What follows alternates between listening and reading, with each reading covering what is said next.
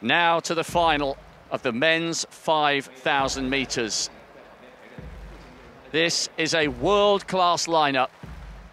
Three fabulously talented Kenyans, three fabulously talented Ethiopians, all trying to dethrone Mo Farah, the defending champion and the Olympic champion.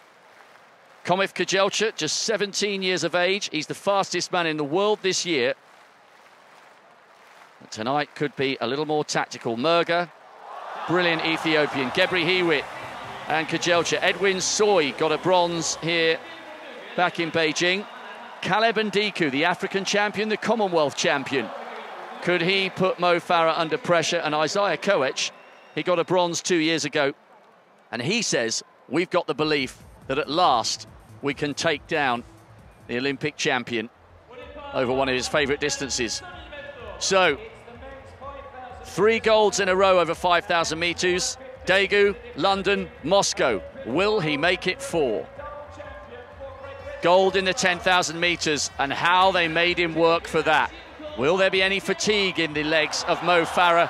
Will he use that 3:28 1,500 metre speed to good effect? Galen Rupp, the Olympic silver medalist over 10,000 metres. Isaiah Koech, Caleb Ndiku. This guy could be the man to put Farah under pressure. World indoor champion over 3,000 metres, Commonwealth champion over 5, African champion over 5. He is not short of a drop of confidence, and he's not short of finishing speed either. There's Cometh Kejelcha, fastest man in the world this year. Then Edwin Soy, who got that bronze here.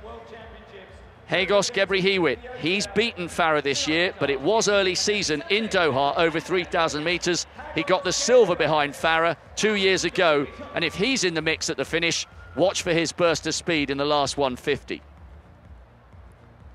On the inside, Amane Merga, brilliant cross-country runner, world champion in 2011, got a bronze behind Farah in Daegu 4 years ago.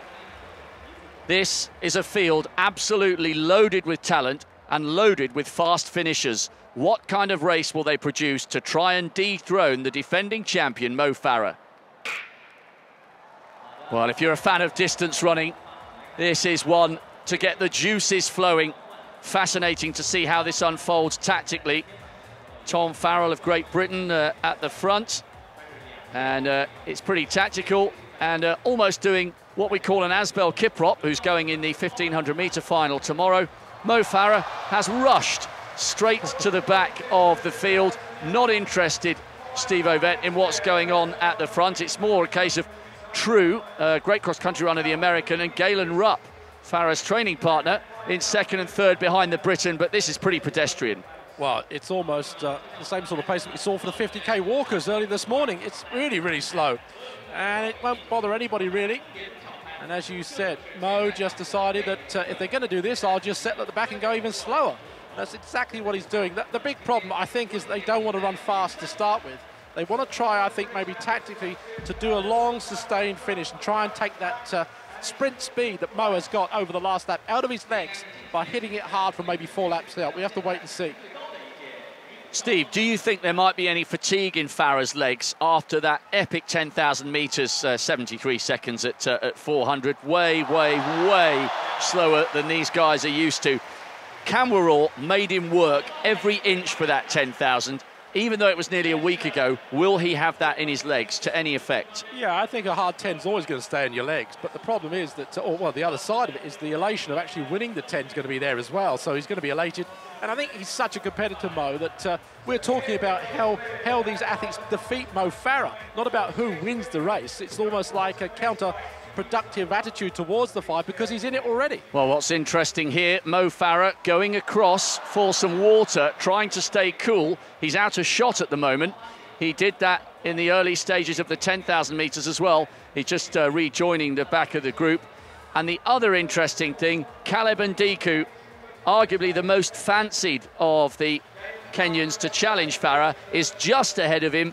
And Cometh Kejelcha, the fastest man in the world this year, is third from last. So 3 of the key men right at the back, not interested. And the kilometre time was 3 minutes 2.04, way short of Dibaba's world record pace. Well, no wonder. Mo had a chance to go across and get a drink. I mean, this sort of pace, he could have stayed there for something to eat as well. But he's come back into the race, and really Farrell must be very happy, I suppose, that it's not a lightning pace to start with, because he's just chugging along there nicely in front. He's not going to do anything at all. He's quite happy to run slow. He's not bothered. They've got to be careful, though, because if this disintegrates into a 4-lap race, remember, Mo Farah is one of the fastest 50-metre runners in the world. He's in the top 10. Twice he's run 3:28 plus change. One of those was this season, finishing 4th in that ridiculous race in Monaco when Asbel Kiprop became the 3rd fastest in history with that 3:26. Koech is taking a little bit of notice at what's going on at the front. The Commonwealth silver medalist, the World Championship bronze medalist, but he is probably the only one of the Kenyans up there. Murga, arguably more comfortable over the 10,000 metres. He's just tucked in behind the 2 Americans, but the speed merchants in this are not interested, and they're comfortable at the back. Yeah, well, that's what anybody would do if you are capable of running fast over the last lap or the last 2 or 3 laps. Really, at some stage, the likes of Galen Rupp, I think, or maybe one of the other Americans, should start taking it out. True and Hill. There's Hill, the 3rd of the Americans at the back there. They've got to start thinking about making a move. Otherwise, you can't come to a championships and do nothing. You can't come here and just wait for someone like Farah or whatever to make a move and then counter it. It's not really the productive way of doing it. Well, I've noticed Caleb Ndiku 2nd from the back, and he's just glanced over his shoulder a couple of times. He's quite an astute athlete tactically, Ndiku. We're talking about 2nd from the right-hand side, running, well, jogging by his standards, just in front of Mo Farah. I wonder whether he is the big danger man, although we can't forget about Gebri Hewitt. There is Ndiku wearing 10, and Farah, that long, lovely loping stride, looks equally effortless at this pedestrian pace at the moment. 2 key men right at the back. Another 70 lap by Tom Farrell. Well, this is very slow indeed. There you see Ben Troop, Galen Rupp just behind them, Murga. At the moment, they're forgetting the simple fact that really Mo Farah is fast, but his key asset is his acceleration, his ability to move from this pace into sprinting mode very quickly. And that's what takes him 3 or 4 metres clear of everybody before they can actually try and catch him up. Over a last lap, if he gets the jump on you, very difficult to go past him. Murga's hit the front. Now the race properly begins. The pedestrian pace set by Farrell. Rupp still on the leader's shoulder. Farah's moved up to 3rd, just got his stride checked there by one of the Americans.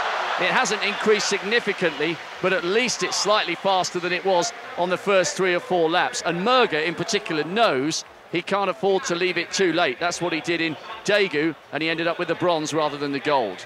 Well, Murga moving to front. The only thing that's done is brought Mo right from the back up to check over his shoulder. He's looking around now. And at this sort of pace, no one really has decided to take it hard. Even though Murga's moved to the front, he's slowed it down even more now. They're back to the sort of rhythm. It's a 66. Well, to be quite honest, between a 66 and a 70, it won't do any damage to these men. Galen Rupp just behind there in 3rd place. And I think behind him, the other American. Oh, not a single athlete has been dropped from this huge group yet. That's how comfortable it is at the moment. Kajelcha loping along towards the back of the group. He may only be 17, but he's the tallest man in the field. He's hard to miss. There he is, just running about 5th from the left-hand side. Mo Farah just gets a shove in the back there from Murga. He didn't like it, and he's moved a yard or 2 ahead of the Ethiopians. So Farah, the defending champion, the Olympic champion, leads. We should mention for the first time Albert Ropp, the expatriated Kenyan, now flying the flag for Bahrain. He had a great run here in China at the World Cross back in March, where he finished 2nd, and 2 of the Ethiopians taking very good close order behind Farah. They're watching the Briton. Yeah, Gebri Weaver and Kajelcha come through there, knowing that it's getting to the pointy end of this 5,000 metres. Mo Farah's moved ahead. They sense that. They've moved up. They know that the danger is in front.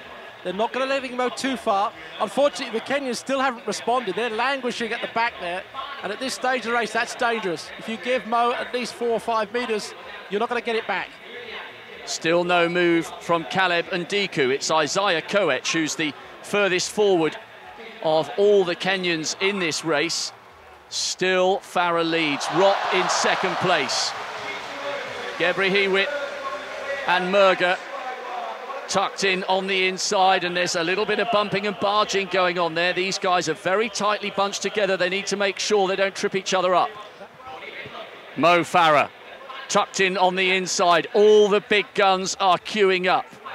Gebri Hewitt, 63 seconds, just a kilometre to go, 2.5 laps of the track.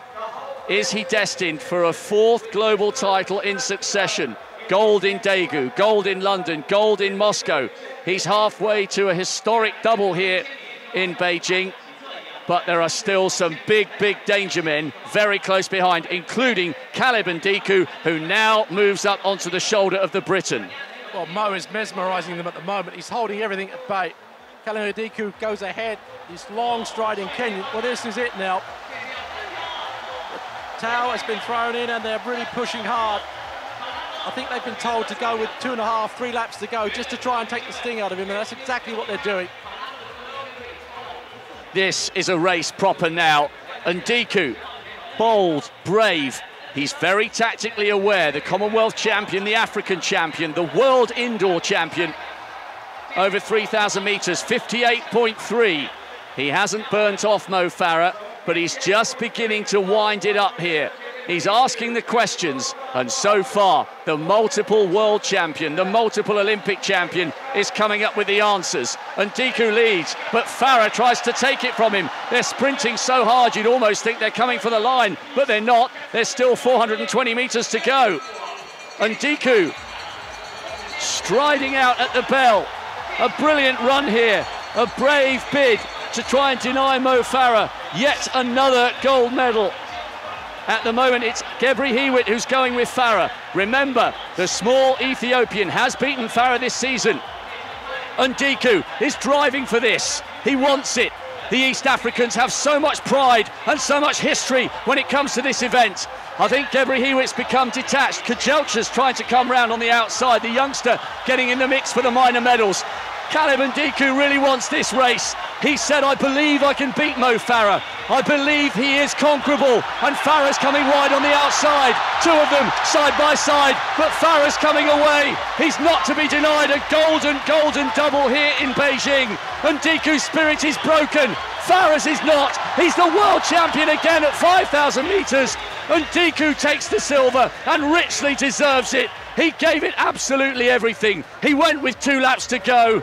But in the end, just as was the case in the 10,000 metres, he just didn't quite have enough. And somehow, from somewhere, Mo Farah summoned the belief and the drive and the desire and the speed to secure his 2nd World Championship double. He must now go down as one of the all-time great World Championship performers. Farah is on top of the world again. Last 2 laps, 56.2 and 52.6. Yeah, well, a marvellous last 800 metres, really. That's where the race develops. I mean, they're playing into this man's hands. If they think they're going to beat him in a sprint, really is impossible at the moment. He's so fast over that last lap. He was just waiting, wasn't he, really, until the last 150, and then changes up the gear, goes past comfortably, and really, you've got to give it to Ndiku. He tried his best with about 600 metres to go, but at the end, it just wasn't good enough. And Ndiku did the penultimate 200 metres in 26 seconds. Farah was slightly slower than that, the last bit, so Ndiku almost probably went too hard to try to kill him off and just didn't have it in the end when Farah burst past. But what was great about that race was that Ndiku wasn't afraid to try something slightly different. Too many times in previous editions of the World Championship, I'm not quite sure what the thumb-sucking's all about, and there's a bit of shadow boxing there between Farah and Ndiku. Great respect between the 2 men. But this time, Ndiku tried it with 800 to go. So many times in the past, they've left it to the last 150, but you can't do that with Mo Farah because he can run the 1500 in 3:28. Well, Farah's wife is pregnant, and there'll be another gold medal to add to that which he gained in the 10 to take home. A great race, a brilliant effort by the Kenyans, but once again, it wasn't enough to deny the Briton. A 5th world title for Mo Farah. And if I've got this right, no one has ever done the double-double in World Championship history. The world record holder, Kenenisa Bekele, did it once. Mo Farah has done it twice. And if you put it together with his Olympic triumphs as well, at 3 major championships in succession, he has taken double gold. Mo Farah does it again. A fantastic victory. All credit to Ndiku taking it on with 800 to go. Gebri Hewitt picks up the bronze to go with his silver from 2 years ago. A brilliant, brilliant race.